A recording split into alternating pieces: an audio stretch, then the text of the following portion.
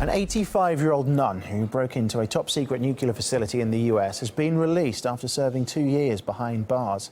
Along with 2 peace activists, she was found guilty of sabotage after spraying anti-nuclear slogans on the Oak Ridge uranium bunker in Tennessee. That conviction was thrown out last month. Sister Megan Rice told us how it was so easy to get into the top-secret facility. I think it's kind of a myth to say that it is the most secure facility, or any of them are, especially when everything is kept so secret and even the workers do not know what they are doing.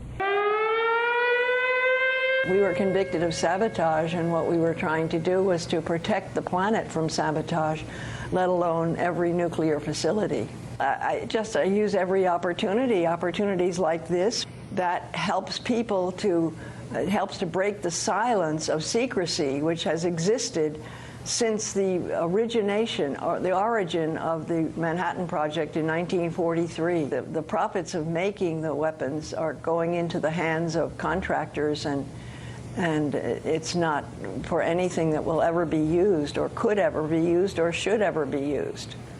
Well, investigative journalist Patrick Henningsen says anti-nuclear protests are spurred by Washington's reluctance to talk about disarmament.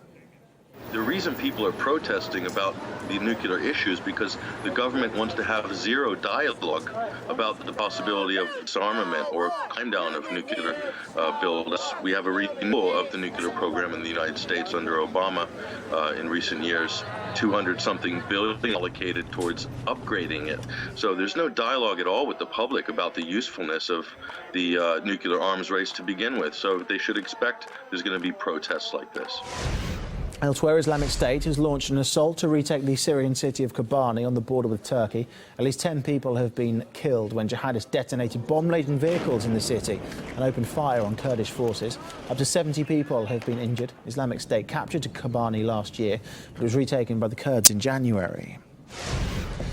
Celebrations turned violent following Chile's win over Uruguay in the quarter-finals of the Copa America. Police used water cannon to disperse fans who refused to leave central areas of the capital, Santiago. Several people were detained after throwing bottles and stones at officers. And 1,000 people have been evacuated in California due to an intense bushfire. More than 450 firefighters have been involved in the battle to get the situation under control. One of them has reportedly suffered minor injuries. The US state of California is suffering from a drought, which some experts are calling the worst in history. Round-the-clock unrest is continuing in Armenia's capital. It's now entered its 4th day. Protesters in Yerevan came out in a show of anger against a sharp increase in electricity prices. They've blocked streets and stopped traffic. Large crowds have been occupying the street close to the presidential palace. An estimated 4,000 people were there last night. Demonstrators built barricades to resist attempts to forcefully disperse their sit-in. There was a heavy police presence to stop anyone breaking through to the palace. Our correspondent Ilya Petrenko has been at the scene.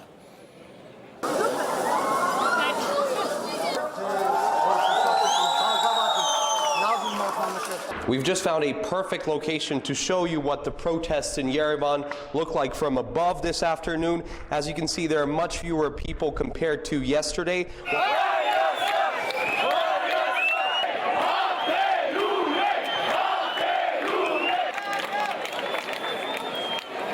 Well, of course, it's working hours in Yerevan. People are in their offices, but the barricades are still there. There's one huge barricade blocking the main road of Yerevan and also a small one blocking the side street. The protests in the Armenian capital have been going on for a week right now. The latest word that we heard from the government came from the country's prime minister, who said that the government has no plans to cancel the decision to raise electricity tariffs. However, the prime minister said that there will be more financial benefits and support for poor families in Armenia. We'll see what the protesters will say to that tonight. Well, the events in Armenia have led some analysts to draw interesting parallels. The Wall Street Journal, for example, compares the situation in Yerevan to Kiev last year. It says the strategy of the Armenian people is reminiscent of that used by anti-government protesters in Ukraine, which saw the ousting of former President Viktor Yanukovych. And some experts on the region go even further, saying that events both in Ukraine and Armenia may have been orchestrated and sponsored from outside. There are external factors. The West, as we've seen, has shown a willingness and an eagerness to intervene in these matters, especially when it involves Russia. Armenia is a very, very close ally of Russia, its closest trade, economic ally, and it is bordered on either side by hostile powers. Part of the regime change that the neoconservatives in Washington desire to accomplish. This particular protest, it may be innocent, it may be a legitimate protest, but even if it is, Washington will make an effort to turn it into more. Sometimes Washington will originate the protest, other times it waits for one to happen. I mean, we saw this perfectly in Ukraine. All of these so-called color revolutions are a product of the National Endowment for Democracy's funding, and the money is also used by politicians who will line up with Washington. Well, RT's In the Now also looked at the protest, but through the eyes of social media. There are plenty of attempts on social media to add ingredients to this cocktail of discontent, mostly about the economy, and make it about politics. Photos from the Armenian protests with EU flags in the midst of crowds are being spread on Twitter. Look familiar? Some users say they're fake. We thoroughly studied video files from major global agencies, and the rally didn't see any EU flags. The most popular hashtags are Electric Yerevan and Armenia Maidan. There's no need to explain that parallel. The most popular hashtag in Russian is Electro Maidan. There was even a Twitter page created under this name, which contains tweets from the protest and thank yous to the U.S. government. And then there are media outlets like the U.S. state-sponsored Radio Free Europe and Euronews, who picked up the brand name. The Washington Post has gone further than that. They already have someone to blame. And yes, it's Russia.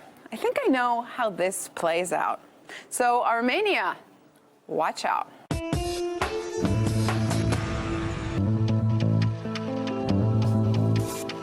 Coming up after the break here on RT International, it's the Kaiser Report with Max and Stacey discussing the chances of a Grexit and a Brexit. Stay tuned.